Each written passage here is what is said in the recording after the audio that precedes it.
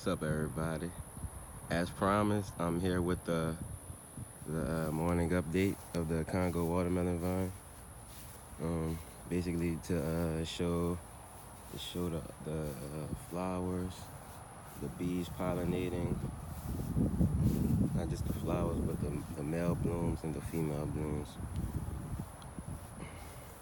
So as we walk around here, you can just glimpse the sheer amount of blooms inside of the foliage.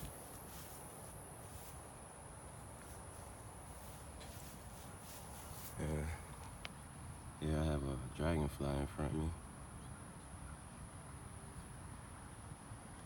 You can see it's a little orange dragonfly on that grass blade. So there's a lot of wildlife in here, and that's why I like to turn these vines in on each other also, because it gives the bug life, the insect life, a lot of shading to be protected under, especially under this sun that I specifically have in my area. I receive a lot of sun, so my garden is in full sun the moment the sun rises and the moment the sun sets. So here we have a new forming female bloom, but I'll show female blooms that are already open today. Here's another dragonfly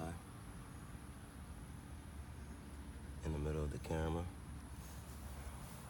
So there's a lot of life in here. Let's see, here's a lot of male blooms. There's the bees buzzing about, more bees. Here's a female bloom on top of the foliage, blooming nicely. Hope that one gets pollinated.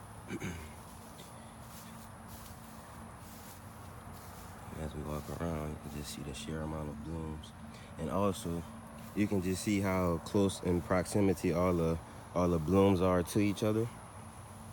They aren't just, it isn't an arm stretching out toward this direction and an arm stretching out toward that direction, having its own blooms and having its own blooms. They're all clustered together, allowing the bees to fly a shorter distance and pollinate more quickly.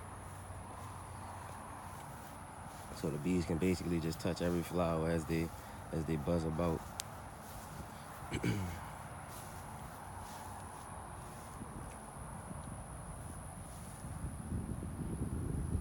there are a lot of blooms in here, guys.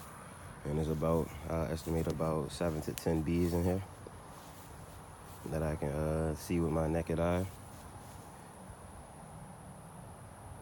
You saw that? How he just went from that flower to the next one.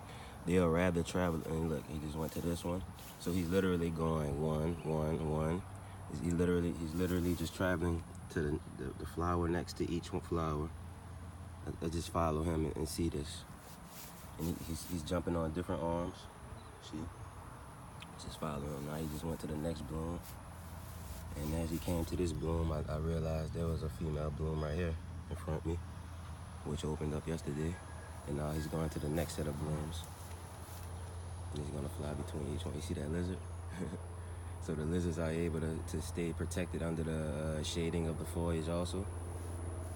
So meaning they're eating any unbeneficial insects in here, which is a good thing.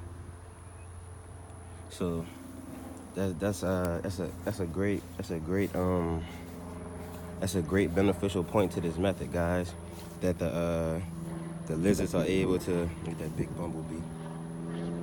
That the lizards are able to just. I'm sorry about that plane, but the lizards are able to remain inside the foliage because they don't like being in direct sunlight either. If you just think about how the birds hunt them down so quick, how large that bumblebee is. That guy's huge. Now look, he's going to the next arm, which isn't too far in proximity to this arm that was right here. Maybe I should turn this one in to make it closer. It doesn't really matter though, not at this point. But so you guys basically should get what I'm trying to express at this point, just about the blooms being so close together. You can just see all the, oh, here's another female bloom. Let's see if this bee goes to it. Oh, he went right past it. So there's a bee inside this flower here. Oh, he had some legs full of pollen, guys. Let's see what he does. Yep, he came to the bloom right next to him on the arm that I crossed next to that arm. He's going to the next nearest bloom that he can actually get into. So maybe, oh, and that's a female flower. This is a female flower also. He skipped right over it because the foliage was covering the flower. So I'll expose this flower, and now they'll fly right into it.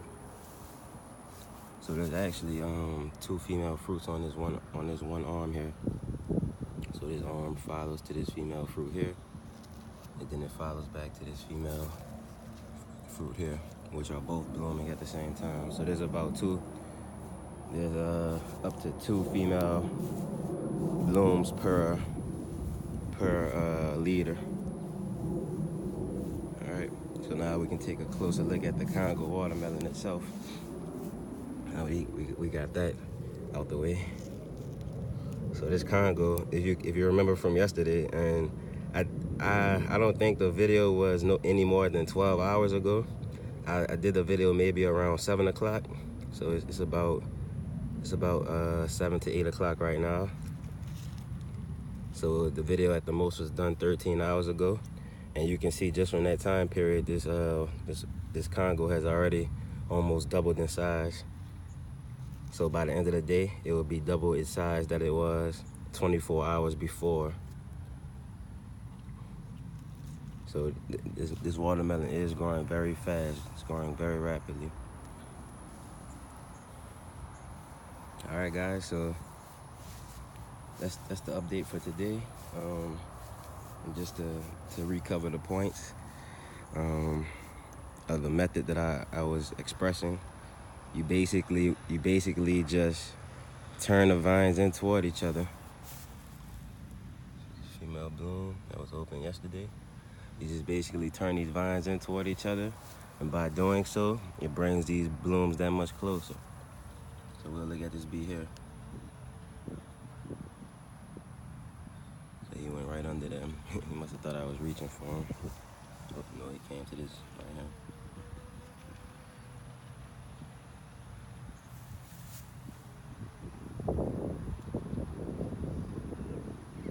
So, just to retouch on the points, turning these vines in toward each other will basically bring these blooms that much closer to each other, thus making it that much easier for the bees to pollinate all the flowers, because they'll be able to fly that much. They'll be able to fly that much. What am I trying to say? They'll be able to fly less time and pollinate more time. So it'll spend less time flying and more time pollinating. And that's basically what we want. You don't want the bees to have to fly across it, because you know a watermelon vine, each leader can grow up to 10 to 20 feet in length, each leader. So every leader that we see sticking up, I'll show what I'm talking about.